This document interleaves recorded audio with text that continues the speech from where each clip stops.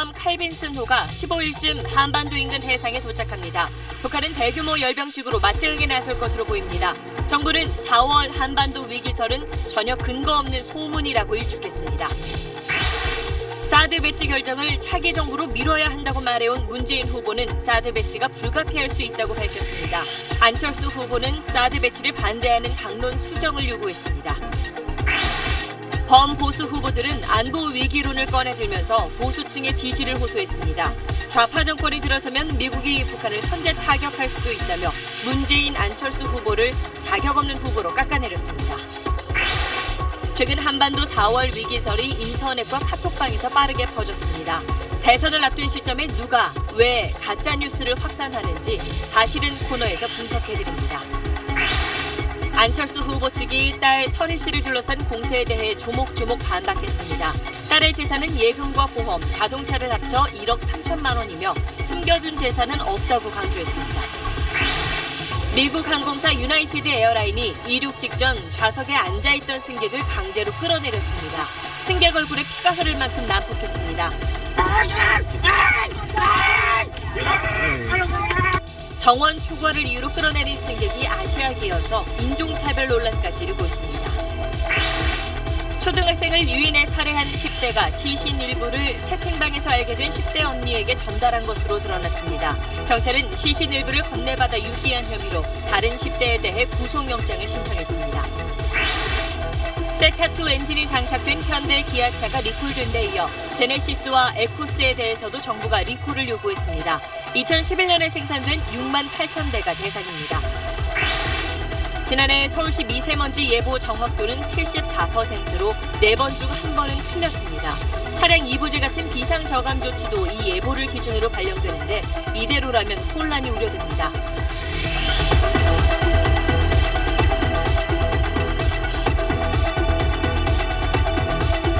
에너지를 쓰던 자동차가 수소로 에너지를 만드는 시대로 현대자동차. 여러분 안녕하십니까? 4월 위기설, 북폭설, 또 이설 저설이 허공을 맴돌고 있습니다. 대선 시즌이다 보니 파급력이 더 큽니다.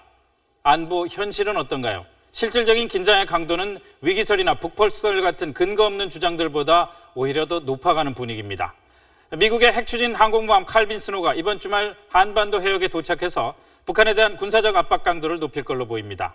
이때가 김일성 생일이어서 북한이 대규모 열병식을 비롯한 무력 시위에 나설 가능성이 있습니다. 먼저 김흥수 기자가 보도합니다. 지난 8일 싱가포르를 떠난 칼빈슨호는 한반도를 향해 오고 있습니다. 구축함 2척과 순양함 1척 등이 포함된 항모 전단은 이번 주말 한반도 작전 해역에 도착할 것으로 보입니다. 갑작스러운 이동이어서 한국군과 연합훈련 계획은 없고 자체 훈련을 통해 북한을 압박하며 도발에 대비할 걸로 보입니다.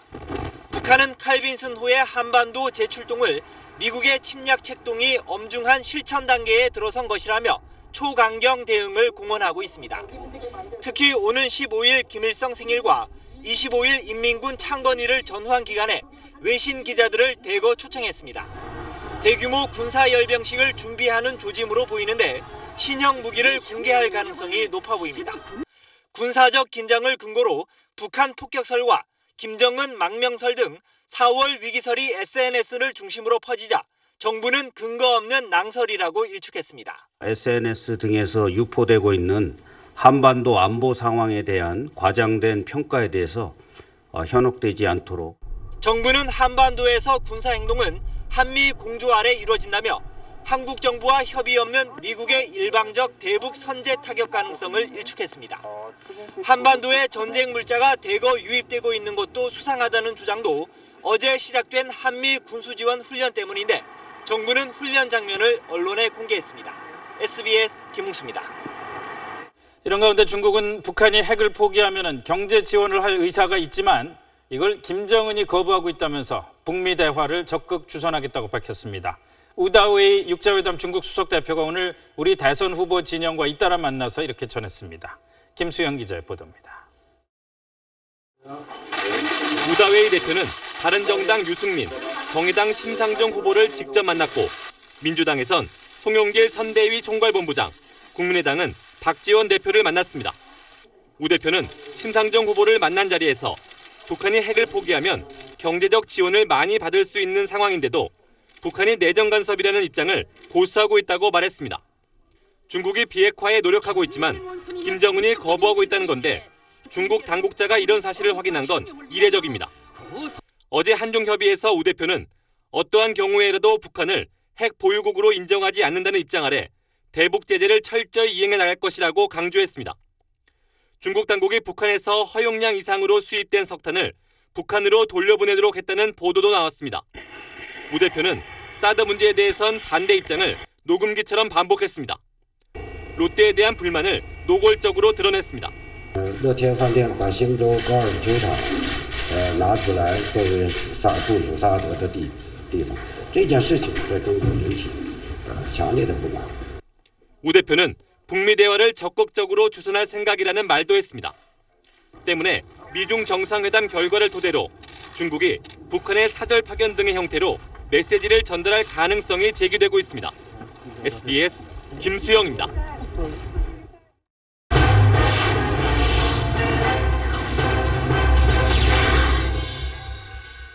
대선이 한 달도 채 남지 않은 상황에서 이 4월 위기설 때문에 안보가 선거의 중대 이슈로 등장했습니다. 중도 보수층 지지 확장에 사활을 건 문재인 안철수 후보도 적극적으로 대응하고 나섰습니다. 권란 기자입니다. 4월 한반도 위기설에 문재인 더불어민주당 후보가 가장 먼저 움직임을 보였습니다. 자체 긴급회의를 소집한 데 이어 국회의장이 주재하고 5개 정당 후보와 대표가 참여하는 긴급 안보 비상회의를 열자고 제안했습니다. 차기 정권이 결정할 문제라던 사드 배치에 대한 입장도 달라졌습니다. 북한이 6차 핵실험을 강행하고 계속해서 핵을 고도해 나간다면 그때는 사드 배치가 불가피할 수 있습니다. 자신의 모든 걸 걸고 한반도에서의 전쟁을 막겠다면서 동맹인 미국이 가장 신뢰하는 대통령이 되겠다고 강조했습니다. 최근 들어 부쩍 안보를 강조해온 안철수 후보는 대북 선제 타격론에 대해 한반도에서 전쟁은 있을 수 없다고 강조했습니다. 미국은 당사자인 한국과 함께 모든 문제를 협의해야 한다면서 한미 동맹을 토대로 북핵 문제를 해결하겠다고 말했습니다. 전쟁은 있을 수 없습니다. 다음 대통령은 빠른 시간 내에 정상회담을 통해서 전쟁은 절대 안 된다. 사드 반대 당론을 바꾸도록 설득하겠다고 거듭 강조했습니다.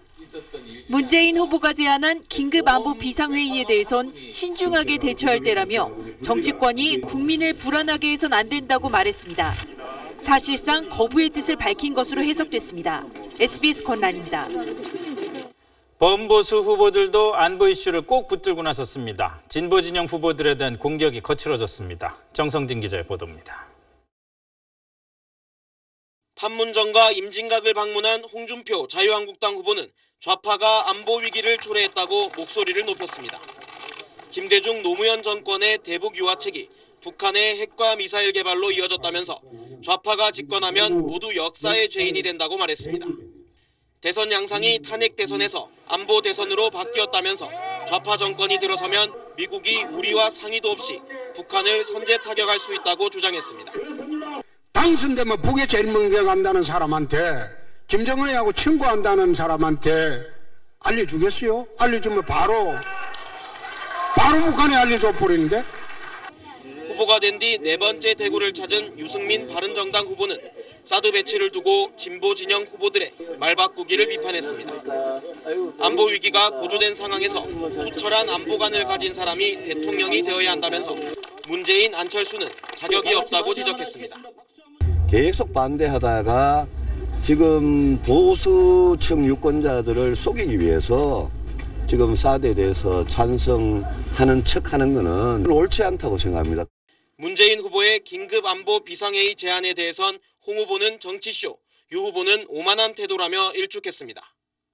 반면 심상정 정의당 후보는 자신이 제안한 한반도 문제의 평화적 해결이란 대원칙 합의에 문 후보가 책임 있는 응답을 했다면서 문 후보의 제안을 환영했습니다. SBS 정성진입니다. 네, 안정식 북한 전문기자 나와 있습니다. 안 기자, 이 한반도 위기설이라는 게 사실 뭐 어제 오늘 얘기가 아니잖아요. 여러 번 이런 얘기들이 퍼졌었는데 유독 이번에 좀 더 민감하게 반응하는 것 같다는 생각이 좀 들어요. 예, 그 점에 있어서는 이제 미국의 대통령이 트럼프라는 점이 좀 작용을 하는 것 같습니다. 사실 뭐 김정은이 예측 불가다 이런 건 익히 알려진 사실이지만 트럼프 대통령도 좀 과격하다라는 이미지를 주고 있기 때문에 이번엔 정말 때리는 거 아니냐라는 좀 관측이 있는 거죠. 네. 근데 이제 사실 이제 미국 대통령이 트럼프다라는 걸 떠나서 미국이 갈수록 민감해지는 본질적인 이유가 또 하나 있습니다. 그건 뭐냐면 지금까지는 북한이 미국의 위협이 된다라고 말은 해왔지만 북한이 미국을 때릴 수 있는 기술적인 능력은 없었습니다. 그런데 지금은 북한이 점점 미사일 능력을 개발시켜서 이제 미국을 타격할 수 있는 능력이 점점 근접해가고 있잖아요. 예. 그러니까 이제 미국도 더 이상은 두고 볼 수가 없다 이런 분위기로 돼가고 있는 겁니다. 그렇군요. 자, 북한 쪽으로 얘기를 들려보면은 칼빈슨 호 오고 뭐 이런다는 얘기가 나온 다음부터 어제인가요? 북한의 반응이 굉장히 강경한 목소리가 나왔어요. 네, 그렇습니다. 어젯밤에 나온 북한 외무성 반응 한번 보시겠습니다. 네. 우리는 미국이 자기의 횡포무도한 행위가 빚어낼 파국적 후과에 대하여 전적으로 책임지게 만들 것이다.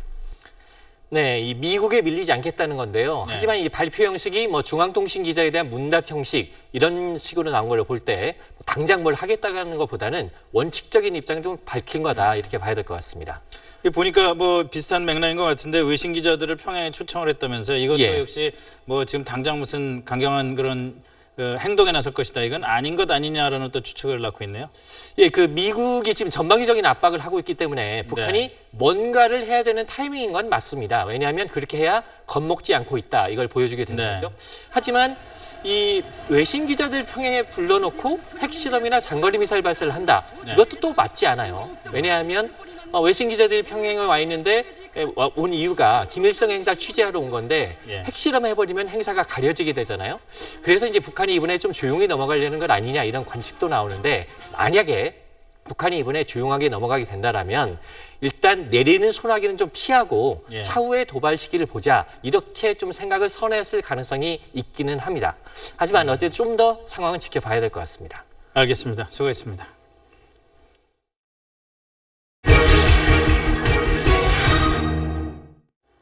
앞서 보신 대로 4월 위기설은 국방부가 직접 나서서 진화해야 할 정도로 단시간에 빠르게 퍼졌습니다. 주로 단톡방이라는 단체 대화방을 통해서였는데 사실은 장훈경 기자와 함께 누가 또 왜 이 시점에 이런 가짜뉴스를 퍼뜨리는 건지 한번 점검해 보겠습니다. 자, 장 기자, 먼저 이 4월 북한 폭격설이 급하게 퍼지게 된 시점부터 한번 점검을 해보죠. 네, 지난주 3일과 4일 미국 이 MBC 방송의 메인 앵커가 한국에서 생중계를 했는데 네, 그랬죠. 이걸 계기로 이 북한 폭격설을 빠르게 퍼뜨리는 기사들이 나왔습니다. 이건 MBC 방송 다음 날 이 친박 집회 사회자가 대표로 있는 한 인터넷 신문 기사인데요. 이 주한미군이 오늘 밤 전투 준비가 돼 있다는 작전명으로 전투태세에 돌입했고 MBC는 이걸 생중계하러 왔다고 보도를 하고 있습니다. 이 MBC가 이 생중계를 했다는 것만 사실이고 내용은 모두 가짜 뉴스입니다. 그렇군요. 네. 이 오늘 밤 전투 준비가 돼 있다라는 건 작전명이 아니라 이 주한미군의 오랜 구호입니다. 이 한미동맹의 상징 구호인 같이 갑시다처럼 이 평상시에 늘 쓰던 구호인데 이걸 마치 대북 공격의 작전명인 것처럼 속이고 있는 겁니다. 네, 저도 사실 모바일이나 인터넷을 통해서 이런 그 가짜 뉴스를 많이 접했는데 그렇게 막 엄청나게 많이 퍼져 있나 보죠? 네, 인터넷과 이 카카오톡 단체 채팅방을 통해서 엄청나게 퍼져나갔습니다. 이 보통 친박 성향의 단체가 이런 가짜 뉴스를 만들면 그걸 바탕으로 동영상 사이트에도 이런 가짜 뉴스가 올라갑니다. 지금이 전쟁 위기가 최고조인데 한심한 국내 언론들은 이걸 무시하고 있다. 이런 자극적인 제목인데 15만 명이 넘는 사람들이 이걸 봤습니다. 많이 봤네요. 네. 그러면 이걸 친박 성향의 인터넷 방송에선 선제 타격이 임박했다. 뭐 이런 식으로 동영상을 또 만드는데 이 모두가 다 카톡 등 이런 메신저 등을 통해서 공유, 확산되기 딱 적합한 형태들입니다. 일단 카톡 등에 한번 타기 시작하면 걷잡을 수 없이 그게 퍼져나갑니다. 항상 그렇죠. 근데 일부 그 가짜뉴스 같은 경우는 아예 4월 27일에 북폭을 한다. 이런 아예 날짜까지 박아서 내보내는 것들도 있더라고요. 네, 제가 친박 성향의 단체 채팅방에 들어가 있지도 않은데 그런 가짜뉴스를 받았습니다. 이런 식입니다. 오는 27일이 달이 뜨지 않는 달빛이 적은 이 금음이라서 스텔스기가 비행하기가 좋은 날이다. 그래서 바로 이날이 북한 폭격하기 유력한 날이다. 네. 이렇게 쓰고 있습니다. 뭔가 그럴싸해 보이는데요. 하지만 스텔스기는 레이더에 잘 포착이 되지가 않아서 이게 낮인지 밤인지 또 날씨가 어떤지 이런 것들은 비행의 고려 대상이 전혀 아닙니다. 스텔스기니까 특히나 그렇죠. 사실 네, 날씨 같은 게 중요한 게 아닌 그런 거죠. 문제는 이런 가짜뉴스가 퍼지는 것도 문제지만 하필이면 시점이 지금 대선 시즌이란 말입니다. 이번 주말이면 후보 등록 끝나고 다음 주부터 공식 선거운동도 시작이 되는데 참 걱정거리예요. 네, 맞습니다. 이 앞서 봤던 가짜뉴스의 제목이 미국이 북폭 시에 우리에게 어떤 대통령이 필요한가라는 제목입니다. 네. 이번 대선은 선거가 아니라 전쟁이라면서 직접적으로 이름을 밝히진 않았지만 이 글을 읽으면 누군지 유추가 가능한 후보가 그에 걸맞은 사람이다. 이런 주장을 하고 있는데요. 이런 가짜뉴스의 유포는 결국 이런 우발적인 게 아니라 이 뭔가 선거에 영향을 주려는 계획된 행동으로 볼 수 있는 대목입니다. 분명히 의도가 있다. 네. 이것뿐만이 아니라 이 북한 폭격설이 확산된 단톡방에서 또 도는 얘기가 5.18 유공자들에 대한 뭐 특혜설? 뭐 그런 얘기가 있었죠. 이것도 역시 뭔가 좀 의도가 있는 것 같아요. 네, 그렇게 볼 수 있을 것 같습니다. 이 5.18 유공자 자녀들이 가산점을 받아서 이 공무원 자리를 싹쓸이하고 있다는 건데 네. 이 국가보훈처에서도 밝혔지만 모두 다 가짜 뉴스입니다. 네. 이 5.18 유공자뿐만 아니라 국가유공자, 독립유공자 등이 모두 다 이런 가점을 받고 있고요. 게다가 이 가산점 과다 합격을 막기 위해서 전체 합격자 수의 30%로 제한을 하고 있기 때문에 이 근본적으로 싹쓸이 자체가 불가능합니다. 이 결국에 이런 민감한 청년 실업 문제를 거론하면서 지역 감정을 조장하려는 의도로 보이는데 이걸 주로 퍼뜨리는 쪽은 결국 이 탄핵 무효를 주장하는 친박 성향의 단체들입니다. 그렇군요. 항상 이런 가짜뉴스 만들 때는 굉장히 근거 있을 것 같은 그런 얘기를 붙이고 그다음에 가장 자극적인 얘기. 지금 청년들한테는 실업 문제가 가장 자극적이다 보니까 그런 것들을 많이 활용하는 것 같습니다. 잘 들었습니다.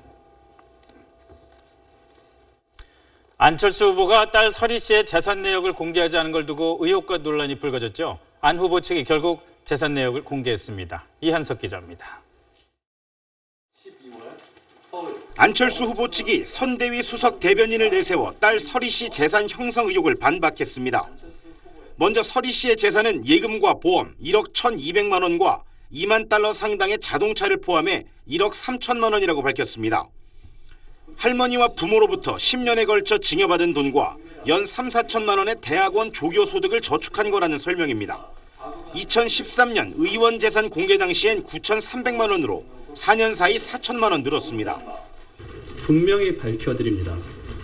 한국과 미국을 포함해서 그 어디에도 안철수 후보의 딸의 소유인 부동산과 주식은 전혀 없습니다.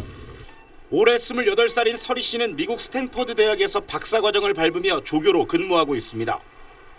미혼인 딸의 재산을 2014년부터 공개하지 않은 배경이 석연치 않다는 문재인 후보 측 지적에는 소득이 있고 미국에서 따로 살고 있어 공개 대상이 아니었고 공직자 윤리위 허가도 받았다고 했습니다. 설희 씨가 이중 국적이고 미국에서 호화 생활을 한다는 SNS 의혹에는 미국 국적도 영주권도 없다. 학교 기숙사와 주변 아파트에서 살았다고 답했습니다. 아파트 임대료는 월 110만 원에서 330만 원 정도라고 설명했는데 기자회견에서 증빙 서류는 공개하지 않았습니다. 문 후보 측은 설희 씨의 급여만으로는 미국에서 혼자 살 수 없다며 공세를 이어갔습니다. 어떻게 독립생계를 유지할 수 있었냐 하는 국민적 의혹에 대해서 증명할 수 있는 자료를 제시하셔야 합니다. 안 후보는 오늘 기자회견 내용에 대해 대선 후보로 등록할 때 공개하려고 다 준비해뒀던 거라고 받아넘겼습니다. SBS 이한석입니다. 네, 대선의 핵심 구도는 문재인, 안철수 두 후보의 각축입니다. 양측의 현 주소와 전략을 한번 짚어보겠습니다. 정치부 문준모 기자 나와 있습니다. 자, 문 기자, 뭐 지난주부터 시작해서 안철수 후보의 상승세가 계속되고 있고 문재인 후보 같은 경우는 조금 더 확장을 잘 못해가는 그런 분위기란 말입니다. 안철수 상승세 계속되는 이유를 한번 분석을 먼저 해보죠. 네, 뭐니 해도 우선 중도 확장성입니다. 네. 최근 여론조사를 보면요. 지난 3월 말 조사에서는 그 안 후보를 지지하는 그 보수 중도층이 30%에 못 미쳤는데 네. 지난주에 보니까 한 주 만에 40% 안팎까지 올랐습니다. 경제에서는 진보, 또 안보에서는 보수, 이런 중도적인 정책 성향이 영향을 끼친 것 같고요. 또 다른 또 결과 보면 그 이른바 안티, 그러니까 그 비호감도가 다른 후보들에 비해서 상대적으로 낮다는 점도 그 안 후보의 강점으로 꼽힙니다. 네. 그런데 말이죠. 안철수 후보 같은 경우에 그 과거에 진보 성향이 강했던 호남 유권자들을 강력한 유권자 군으로 갖고 있잖아요. 근데 이렇게 진보 보수 다 끌어안으려다가 두 마리 토끼를 다 놓치는 이런 상황도 벌어질 거라는 걱정 안 하겠습니까? 네, 그런 걱정도 있는데 그 안 후보가 내놓은 대책은 좀 의외입니다. 그 안 후보는 지난해 총선 때부터 줄곧 이른바 그 자강론이라는 전략을 고수해 왔습니다. 그렇죠. 네, 그 지지율 1위를 달리다가 그 뭐 한 자릿수로 떨어졌을 때도 이 자강론을 포기한 적이 없는데요. 네. 그런 모습이 유권자들에게 일종의 믿음을 줬다, 이런 평가가 많습니다. 자, 그럼 문재인 후보 쪽으로 넘어가서요. 문 후보가 지지율 확장에 좀 어려움을 겪고 있는 건 사실인데 그게 안철수 후보의 지지율 상승과 관련이 있습니까? 아니면 다른 어떤 이유들이 있습니까? 지금 나오는 얘기는 좀 역설적으로 네. 그 박근혜 전 대통령의 부재 때문이란 얘기가 나옵니다. 문 후보가 이제 줄곧 적폐 청산을 얘기해 왔는데요. 이게 이제 탄핵 국면에서는 그 대세론을 이끈 요인이 되었는데, 근데 박 전 대통령이 구속되면서 그 정권 심판론의 효과는 줄고 또 반대로 그 반감을 가진 보수층의 그 안철수 쏠림 현상은 좀 심화된 거 아니냐, 이런 분석이 나오고 있습니다. 문재인 후보가 무슨 뭐 신발끈을 고쳐맸다 이런 표현들이 나오던데 어떤 얘기죠? 네, 그 이전에는 대세론에 좀 몸을 실었다면 이제는 대세론을 접고 그 사실상 그 전략 수정에 들어갔다, 이런 얘기가 나옵니다. 그 오늘 부산 행사에서는 그 이번 대선이 안 후보와 저와의 양자 대결이다, 이렇게 규정을 내리기도 했는데요. 그 가계 통신비 절감 대책, 그리고 동남권 경제 혁신 대책, 이런 굵직한 공약을 오늘 하루에 다 쏟아낸 것도 좀 준비된 대통령으로서 정면 승부해보겠다, 이런 뜻으로 읽혔습니다. 그렇군요. 알겠습니다. 잘 들었습니다. 초등학생을 유인해서 살해한 10대가 시신 일부를 봉투에 담아서 또 다른 10대에게 전달한 사실이 새롭게 드러났습니다. 봉투를 건네받은 쪽은 시신이 들어있는 줄 몰랐다고 주장했지만 경찰은 알고 있었을 가능성에 무게를 두고 있습니다. 잠시 뒤에 전해드립니다.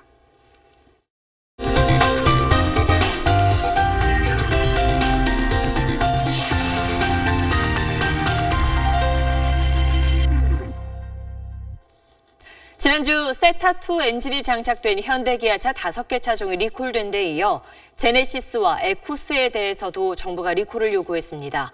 2011년에 생산된 6만 8천 대가 대상입니다. 정혜진 기자입니다. 현대차의 최고급 차량인 제네시스와 에쿠스에서 제작 결함이 확인됐습니다. 국토교통부는 2011년 생산된 제네시스와 에쿠스 6만 8천 대에서 엔진 관련 부품의 제작 결함을 확인하고 30일 이내에 리콜하라고 현대차에 통보했습니다. 이 기간 내에 리콜을 실시하지 않으면 강제 리콜을 명령할 계획입니다. 리콜 사유는 연료 증발 가스를 흡수하고 저장하는 캐니스터라는 엔진 관련 부품이 제작 결함으로 불규칙하게 작동해 주행 성능을 떨어뜨린다는 겁니다. 유증기가 너무 적게 들어갈 경우에는 신호대기 중에 시동이 꺼질 수 있고, 특히 이런 경우 내리막길에 있다라고 하면 브레이크가 밀리면서 사고 위험성이 존재합니다. 현대기아차는 지난 6일 세타2 엔진 결함으로 소나타 등 주력 차종 17만 대를 리콜한 데 이어 최고급 차량인 제네시스와 에쿠스도 리콜을 해야 할 상황에 놓였습니다. 국토부의 이번 현대차 결함 조사는 현대차 전 직원인 내부 고발자 김모 씨의 제보에 따라 이루어진 겁니다. 국토부는 이외에도 또 다른 3건의 결함 조사도 진행하고 있어 현대차의 리콜은 더 늘어날 가능성이 높습니다. SBS 정혜진입니다. 한동안 주춤했던 달걀값이 다시 들썩이고 있습니다.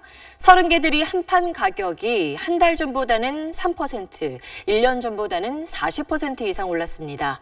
AI 여파로 산란계가 많이 줄어든 데다 미국 달걀 수입도 중단됐기 때문입니다. 계속되는 달걀값 고공행진으로 이번 주말 부활절 풍경도 바뀔 것 같습니다. 박민아 기자입니다. 한 대형마트 식품 코너입니다. 장바구니에 달걀을 담기 전에 몇 번이나 멈칫거리는 주부들이 많습니다. 가장 기본적인 것까지도 이렇게 생필품에 부담을 느끼면서 사야 하나 하는 자괴감이 들어요. 평상시에 이렇게 30개짜리 한 판을 샀다면 이제는 그냥 15개짜리를 산다거나. 지난 1월 중순 30개들이 한 판에 9,000원을 훌쩍 넘겼던 달걀 평균 소매값은 2월에 7,000원대로 떨어졌지만 최근 다시 슬금슬금 오르고 있습니다.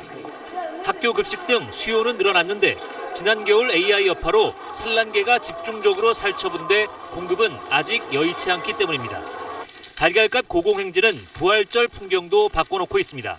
이 교회는 매년 삶은 계란을 가지고 부활의 기쁨을 나누곤 했는데 올해는 사탕을 넣은 달걀 모양 캡슐을 준비하고 있습니다. 올해는 AI 때문에 계란 가격이 많이 비싼 데다가 또 교회에서 대량으로 구매하면 계란값이 올라갈 영향들이 있을 것 같아서 미국과 스페인에서도 AI가 발생해 알을 낳는 닭의 수입도 여의치 않아 달걀 공급이 원활해지기는 당분간 어려운 상황입니다. 이에 따라 달걀값 고공행진이 연말까지 이어질 것이라는 전망도 나오고 있습니다. SBS 박민호입니다. 미국의 대형 항공사 유나이티드 에어라인이 자사 직원들을 태워야 한다며 이륙 직전 좌석에 앉아있던 승객을 강제로 끌어내렸습니다.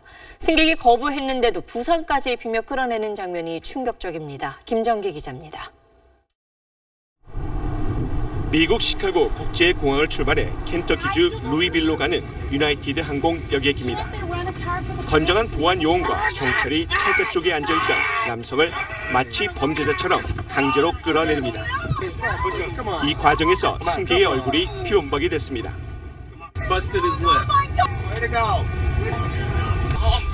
이 승객은 얼마 뒤 다시 기내로 돌아와 커튼까지 붙잡고 저항했지만 결국 다시 끌려 나갔습니다. 항공사 측은 정원보다 많은 표를 팔았다가 자리가 모자라자 직원 4명을 태워야 한다며 자리를 양보해줄 지원자를 구했습니다. 지원자가 없자 일방적으로 4명을 선정해 보상금을 주고 내리게 했는데 한 승객이 끝까지 거부하자 강제로 끌어내린 겁니다. 이 승객은 69살의 화교 의사로 환자와의 진료 약속이 있다며 양보를 거부한 것으로 알려졌습니다. 동영상이 공개되자 유나이티드 항공에 대한 비난이 쏟아졌습니다. 항공사 측은 정원을 추구해 항공권을 팔았지만 정당한 절차로 승객을 내리게 했다며 소동의 책임을 승객에게 돌렸습니다. 특히 유나이티드 항공의 문호주 CEO는 이 승객이 위험 인물이었다고 말하기도 했습니다. 유나이티드 항공의 내부 규정을 보면 정원 초과 시엔 승무원이 먼저 양보하도록 하고 있습니다. 하지만 이번 경우에는 이런 내규가 적용되지 않았고 강제로 끌려간 승객이 아시아계여서 인종차별 논란에 불매 운동까지 일고 있습니다. 유나이티드 항공은 얼마 전에도 레깅스를 입었다는 이유로 10대 소녀 2명의 탑승을 거부해 논란을 빚었습니다. SBS 김정기입니다. 초등학생을 유인해 살해한 10대가 시신 일부를 봉투에 담아 채팅방에서 알게된 또 다른 10대에게 전달한 사실이 새롭게 드러났습니다. 봉투를 건네받은 10대는 자신은 시신이 들어있는 줄 몰랐다고 진술하고 있지만 경찰은 신빙성이 낮다고 보고 구속영장을 신청했습니다. 원종진 기자입니다. 지난달 29일 인천 연수구에 사는 17살 A양은 8살 초등생을 유인해 살해한 지 3시간쯤 지나 집을 나섰습니다. 1시간 반 동안 지하철을 타고 향한 곳은 서울의 한 지하철역. 자신보다 2살 위인 19살 B양과 만나기로 약속한 겁니다. 당시 A양의 손에는 갈색 종이봉투가 들려 있었는데 초등생의 시신 일부가 담겨 있었습니다. A양은 이 봉투를 B양에게 건넸고 둘은 3시간가량 함께 돌아다니다 저녁 8시 반쯤 헤어졌습니다. B양은 경찰 조사에서 봉투를 받은 것은 맞지만 그 안에 뭐가 들어있는지 몰랐고 집 주변 쓰레기통에 버렸다고 진술했습니다. 현재 B양은 건네받은 그 종이 봉투를 단지 그 선물로만 알았고 사체인 줄은 몰랐다고 지금 부인하고 있습니다. 하지만 경찰은 선물인 줄 알았다며 집 앞 쓰레기통에 버렸다는 진술이 앞뒤가 맞지 않는다고 보고 있습니다. 또 A양이 초등생을 유인해 자택에서 살해한 바로 그 시간대에 B양과 통화한 기록도 확인했습니다. 두 사람은 지난 2월 중순 고어물, 즉 극단적으로 잔인한 내용을 공유하는 채팅방에서 알게 된 이후 서너 차례 만났던 것으로 조사됐습니다. 경찰은 이들의 범행 동기와 함께 초등생 살해 과정을 공모했는지 여부에 대해서도 조사하고 있습니다. SBS 원종진입니다. 조동찬 의학 전문 기자 나와 있습니다. 지난주 8시 뉴스에서 조동찬 기자가 피해자 A양이 조현병보다는 사이코패스일 가능성이 높다라고 했었는데 이걸 범죄와 연관해서 자세히 설명할 수 있을까요? 네, 정신분열증으로 알려진 조현병의 범죄는 드물기도 하지만 단순합니다. 누구를 죽여라라는 식의 환청에 시달리다가 우발적으로 범죄를 저지르는데 이번 A양은 초등생을 유인하고 CCTV를 피하려 했고 네. 또 시신을 훼손해가면서까지 증거를 없애려 했습니다. 이런 건 조현병 환자에선 거의 없는 일이고 오히려 반사회적 인격장애, 사이코패스에게서는 흔한 유형이라는 겁니다. 네. 그럼 이번에 시신 일부를 전달받았다라고 알려진 또 다른 10대 비양은 어떻게 봐야 할까요? 네, 지금 수사 중이어서 비양에 대한 말씀드리기 쉽지는 않은데 다만 외국 사례를 보면 온라인 사이코패스 모임을 통해서 범행 대상과 수법을 논의했던 범죄 사례가 보고된 바 있습니다. 이번에도 그럴 가능성이 있는지 A양과 B양의 대화 분석해야 되고요. B양에게 면밀한 정신감정 해야 할 것으로 보입니다. 네. 사이코패스 미리 찾아내는 게 쉽지는 않겠지만 그래도 어떤 점들에서 좀 차이가 드러날까요? 네, 어렵긴 하지만 불가능하진 않다고 그 학계에서는 의견이 모아지고 있는데 네. 미국 연구팀이 사이코패스 17명의 뇌를 분석했더니 도덕적 판단 그리고 다른 사람과 교감하는 기능을 담당하는 뇌의 편도체가 크게 떨어져 있었습니다. 그리고 특히 어렸을 때부터 동물학대를 즐기는 것 같은 사이코패스 성향이 있을 경우에는 성장할 때까지 추적해서 관리하는 시스템을 구축해야 될 것으로 보입니다. 네, 그렇군요. 잘 들었습니다. 무면허 상태에서 운전하다 교통사고를 내고 도주한 20대가 붙잡혔습니다. 처벌이 무거울까 봐 아버지가 운전한 거라고 허위 신고까지 한 게 들통나면서 보험 사기 혐의도 추가됐습니다. KNN 박명선 기자입니다. 새벽 시간 부산 기장군의 한 교차로를 달리던 차량. 도로 한가운데 사고 난 차량을 그대로 들이받고 연쇄 추돌하는 2차 사고가 발생했습니다. 새벽 시간 무면허로 운전하던 20대 운전자가 가드레일을 들이받고 도주하면서 뒤따르던 차량 세대가 연쇄 추돌한 것입니다. 1차적으로 사고를 가드레일 받고 혼자 이제 사고를 내고 나서 1, 2차선에 샷을 누르고 있었어요. 커브길에는 갑자기 커브길에 돌아가는데 갑자기 우물차길에 그래서 추돌한 거고. 음주운전으로 면허가 취소된 운전자 김 씨는 지난해 한 차례 무면허 운전을 하다 적발된 이후 또다시 사고를 냈습니다. 가중처벌을 받을 위기에 처하자 김 씨는 자신의 아버지가 사고를 낸 것처럼 보험사에 신고했습니다. 김 씨의 아버지도 아들의 사고를 덮기 위해 자신이 운전하다 사고를 낸 것처럼 경찰에 허위 신고했습니다. 그러나 경찰 조사 과정에서 목격자와 보험사의 진술로 결국 들통이 났습니다. 현장에 출동했던 직원이나 이런 보험회사 직원이 당시 운전자의 목소리가 좀 젊었다, 젊은 사람이었다 그런 제보가 있어서 아버지를 다시 추가 조사하는 과정에서 아버지가 시인하게 되었습니다. 경찰은 김 씨에 대해 보험 사기 등의 혐의를 추가해 입건할 예정입니다. KNN 박명선입니다.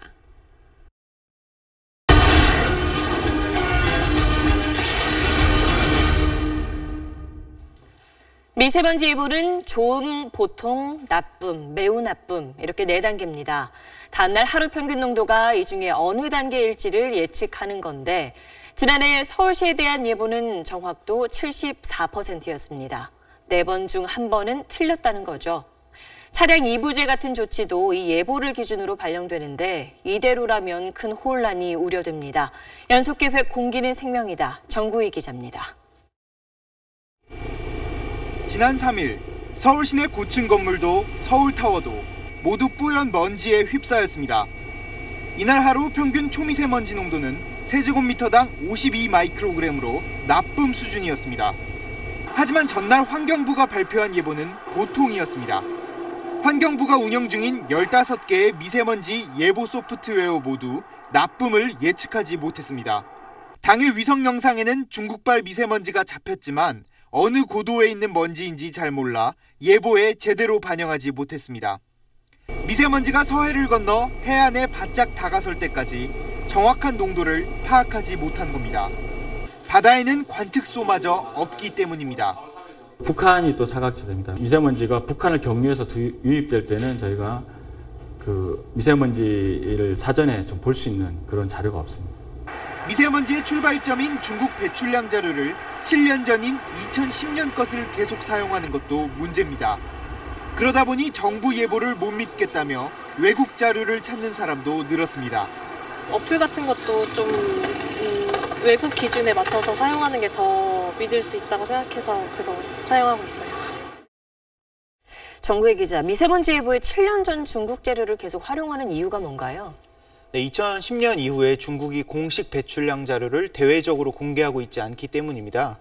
현재 중국의 배출량을 보다 정확하게 추정하기 위한 연구가 진행 중인데요. 2019년에 우리나라 환경위성이 뜨고 나면 상황이 좀 더 나아질 것으로 기대됩니다. 그리고 지금 또 예보 전문 인력이 크게 부족한 것도 문제인데요. 현재 8명의 예보관이 2명씩 4교대로 우리나라 전국의 미세먼지 예보를 담당하고 있는 실정입니다. 네, 그렇군요. 미세먼지를 어떻게 측정하는 건지도 궁금한데요. 네, 전국에 있는 390여 개 관측소에서 미세먼지를 지금 측정을 하고 있습니다. 지금 화면을 같이 한번 보시면 화면에 나오는 곳이 서울 불광동에 있는 관측소인데요. 건물 옥상에서 미세먼지를 측정하고 있습니다. 저기 보이는 둥그런 곳에서 공기를 빨아들이게 되면 장비 속에 있는 필터에 미세먼지가 남게 되거든요. 그 미세한 무게를 달아서 농도를 측정하는 거고요. 상대적으로 좀 크기가 큰 미세먼지 같은 경우에는 공기 중에 빛을 쏴서 투과되는 빛의 양을 분석해서 농도를 재기도 합니다. 이제 이런 관측소 같은 경우에는 보통 지상에서 1.5m 이상 그리고 10m 이하에다 짓는 게 좋습니다. 왜냐하면 너무 낮게 관측소를 설치하면 자동차나 공사장 같은 곳에 미세먼지 영향을 너무 많이 받게 되고요. 또 너무 높게 설치하게 되면 우리가 평소 생활하고 있는 영역을 벗어나게 되는 문제가 생깁니다. 네. 요즘 또 일교차가 커서 안개도 많이 끼던데 이런 안개와 미세먼지를 사실 구분하기가 쉽지가 않더라고요. 사실 눈으로 구분하는 건 거의 불가능하다고 보시면 되겠고요. 일단 앞서 기사에서 보신 것처럼 미세먼지가 심한 날인데 사실 그냥 안개가 낀 것 같이 보이는 날도 많습니다. 네. 근데 안개가 끼게 되면 기체 형태의 오염물질이 안개 속에 있는 수분을 빨아들여서 미세먼지가 갑자기 크게 늘어나는 경우도 있거든요. 네. 근데 일단 안개는 오후에 대부분 거칩니다. 그래서 안개가 거치는 오후까지도 하늘이 뿌옇다. 그러면 그건 미세먼지라고 보시면 되겠습니다. 네, 그렇군요. 잘 들었습니다. 국정농단 사건과 관련해 우병우 전 민정수석에 대한 두 번째 영장심사가 법원에서 열렸습니다. 신문이 길었습니다. 윤나라 기자의 보도입니다. 우병우 전 수석의 두 번째 영장심사 신문 절차는 무려 7시간 동안 진행됐습니다. 첫 번째 영장심사 때보다 1시간 40분이 더 걸렸습니다. 모든 혐의 부인하시는 건가요? 법정에서 충분히 설명드렸습니다. 이군수 첨단범죄수사 2부장이 직접 나서 배수진을 친 검찰이나 2명의 변호사뿐 아니라 우 전 수석까지 직접 변론을 펼친 양측이 8가지 혐의 내용 하나하나를 놓고 한치도 물러서지 않았기 때문입니다. 검찰은 특히 우 전 수석이 최순실 씨가 지배한 K스포츠재단의 이권 확보를 도우려고 대한체육회를 조사하려 했다는 새로 찾아낸 정황을 앞세워 우 전 수석이 최 씨 측을 적극 비호했다는 혐의의 설득력을 높이는 데 모든 힘을 쏟았습니다. 이에 대해 우 전 수석은 모두 정상적인 사정 업무였고 최 씨 비리와 관련해 어떠한 보고도 받은 적이 없다며 기존 주장을 굽히지 않았습니다. 결국 관건은 이런 검찰 수사가 지난 특검 수사 때보다 국정농단 사태에 대한 우 전 수석의 책임을 더 설득력 있게 입증했는지 여부입니다. 다만 우 전 수석이 검찰과 법무부에 부당력을 행사했는지 충분히 밝히지 못한 점은 아킬레스건으로 꼽힙니다. 우 전 수석은 서울중앙지검에서 대기하고 있는 가운데 구속 여부는 내일 새벽에나 결정될 전망입니다. SBS 윤나라입니다. 세월호가 마침내 목포신항 철제부두에 자리를 잡았습니다. 참사 1090일 만에 온전하게 땅 위로 올라온 겁니다. 이제 미수습자 9명을 찾는 작업이 진행됩니다. 이강 기자입니다. 세월호를 떠받친 600대의 특수운송장치 모듈 트랜스포터가 서서히 자세를 낮춥니다. 뒤이어 각각 110m 길이로 나란히 줄선 받침대가 17,000톤에 달하는 세월호의 육중한 무게를 넘겨봤습니다. 세월호 인양이 마무리되는 순간입니다. 세월호가 침몰한 지 1091일 만이고 인양 작업에 착수한 지 613일 만입니다. 현장 수습본부는 곧바로 9명의 미수습자를 수습하는 작업에 들어갔습니다. 세월호 인양 작업이 완료됨에 따라 앞으로 현장 수습본부는 미수습자 수습체제로 전환될 예정입니다. 우선 일주일간은 본격 수색을 위한 사전 준비 작업이 진행됩니다. 사고 원인 파악을 위한 증거 보존 차원에서 내외부의 촬영이 이루어지고 선체 부식을 막기 위해 바닷물 세척 작업, 방역과 선체 붕괴에 대비한 안전 조치도 진행됩니다. 작업이 순조롭게 진행된다면 세월호 참사 3주기인 오는 16일을 지나 다음 주부터 본격적인 수색 작업을 시작할 것으로 전망됩니다. 벤 머리와 꼬리 부분에 수색팀을 투입하고 중앙 부분에선 진입용 구조물을 설치해 수색팀을 들여보낼 전망입니다. 카메라를 장착한 로봇과 드론, 내시경 장비 등이 활용됩니다. 세월호 선체조사위원회도 첫 전원회의를 열고 조직 구성과 예산안을 확정하는 등 공식 활동을 시작했습니다. SBS 이강입니다. 네, 전기차 얘기 하나 전해드리겠습니다. 요즘 돌풍을 일으키고 있는 테슬라. 겉모양은 보통 자동차와 비슷하지만 속은 전혀 다릅니다. 일단 엔진룸이 없고 차 바닥에 붙은 배터리와 모터가 전부입니다. 계기판 대신에 달린 대형 터치스크린이 차 운행의 모든 걸 제어합니다. 그래서 바퀴 달린 컴퓨터, 이런 표현이 더 어울립니다. 이 테슬라가 등장 14년 만에 자동차 역사를 새로 쓰고 있습니다. 뉴욕에서 최대책 특파원이 전해드립니다. 테슬라는 지난해 7조 8천억 원어치를 팔아 매출 규모로만 보면 포드의 21분의 1에 불과합니다. 9천억 원의 적자로 화려한 명성에 비해 돈벌이 실적은 아직 형편없습니다. 그런 테슬라가 지난주 주식가치 총액에서 포드를 뛰어넘더니 GM마저 제치고 미 자동차 기업 순위 1위에 올랐습니다. 창업한 지 불과 14년 만입니다. 미국 언론들은 자동차의 도시 디트로이트가 실리콘밸리에 무너졌다고 평가했습니다. They have the batteries, they have the solar plants, they're going to put it on your roof. So this is a mega trend that will continue for the next 5 to 10 years. 테슬라를 키운 일론 머스크는 온라인 전자결제 서비스인 페이팔과 민간 우주기업 스페이스X를 창업한 혁신의 아이콘입니다. But that maybe would make some progress if we could just move the ball forward. Even if we died, maybe some other company could pick up the baton and keep moving it forward. 테슬라가 무서운 속도로 질주하고 있지만 그 가치에 비해 지나치게 고평가돼 있다는 반론도 있습니다. 하지만 외신들은 테슬라에게 GM이나 포드에는 기대할 수 없는 변화를 주도하는 능력이 있으며 그렇기 때문에 보이는 실적과 주가가 반대로 움직인다고 설명합니다. 뉴욕에서 SBS 최대식입니다. 대선 주자별 SBS 빅지수 살펴봅니다. 주자별로 포털 검색량과 SNS 호감도, 뉴스 주목도를 종합해 여론조사가 놓칠 수 있는 숨은 표심을 추적하고 있습니다. 김정윤 기자입니다. 4월 둘째 주 SBS 빅지수입니다. 눈에 띄는 부분 안철수 후보의 약진입니다. 문재인 후보도 개인 최고치를 기록하며 7주째 1위 자리를 지켰지만 안 후보와의 격차 불과 1포인트 차이입니다. 안 후보의 SNS 호감도 3배나 올랐고 뉴스 주목도 역시 4배 급증했습니다. 지난주 초부터 양강구도로 읽히는 여론조사 결과가 쏟아졌고 양측의 사생결단식 공방도 지수 상승을 견인한 걸로 보입니다. 연관 키워드 보시면 문 후보는 아들, 안 후보는 조폭이 많았습니다. 유튜브에서도 네거티브 관련 영상들이 화제였습니다. 응시원서 12월 4일자에서 4자는 10일자에서 차획을 가필해 작성될 가능성이 높은 것으로 추정된다.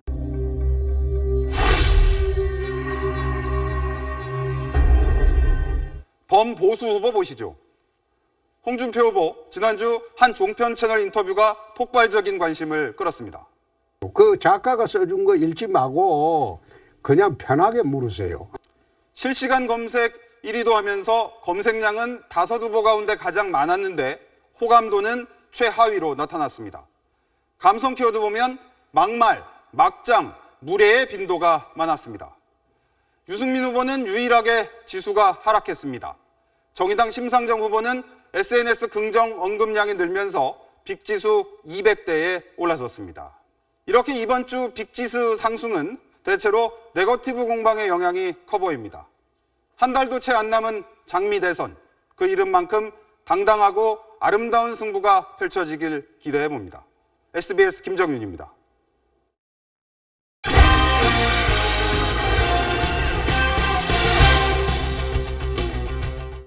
안녕하십니까, 스포츠 뉴스입니다. 평창 올림픽을 10개월 앞두고 대한빙상연맹이 대표팀 경기복 교체를 추진해 논란이 되고 있는데요. 새로 도입하려는 경기복이 세계적으로 많이 쓰지 않는 제품인데다 교체에 불만을 가진 선수들도 있는 것으로 드러났습니다. 서대원 기자의 단독 보도입니다.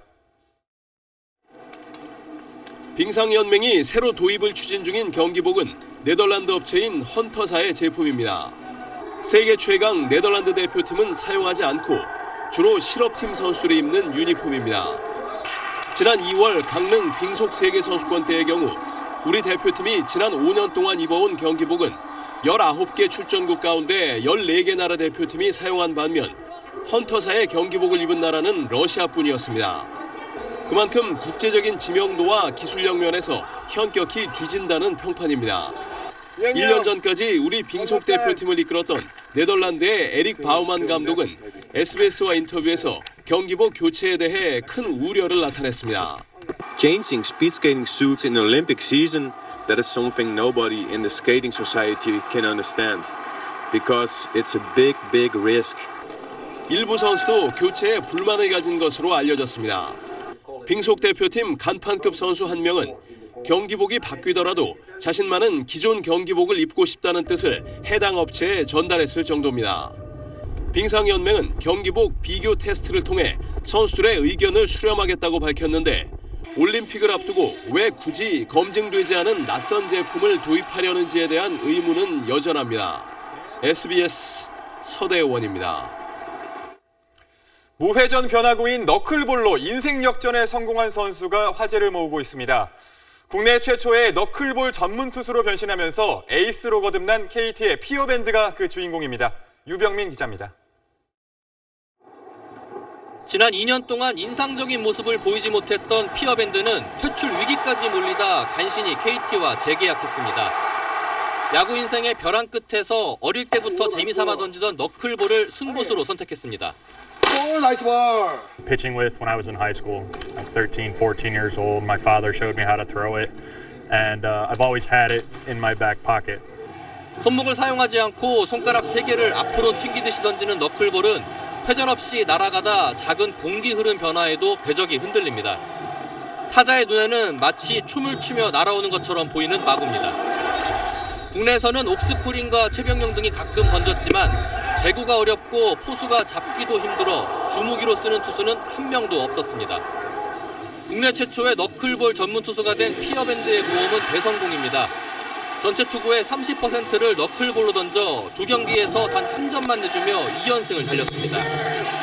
1할 때 피안타율에 삼진은 14개를 잡을 정도로 무서운 위력을 뽐내고 있습니다. Right now at the beginning of the year, I'm almost fastball knuckleball with my changeup being third, showing not only the team but the new manager that I can throw 180, 200 innings like I said I would be able to. 피어밴드의 야구 인생을 바꾸고 KT의 선두 질주까지 이끄는 너클볼이 시즌 초반 최고의 볼거리로 떠오르고 있습니다. SBS 유병민입니다. 프로야구 넥센의 외국인 응원단장으로 유명했던 테드라는 캐나다인 팬이 있는데요. 담장을 넘어온 홈런 타구를 향해 과감하게 몸을 던졌습니다.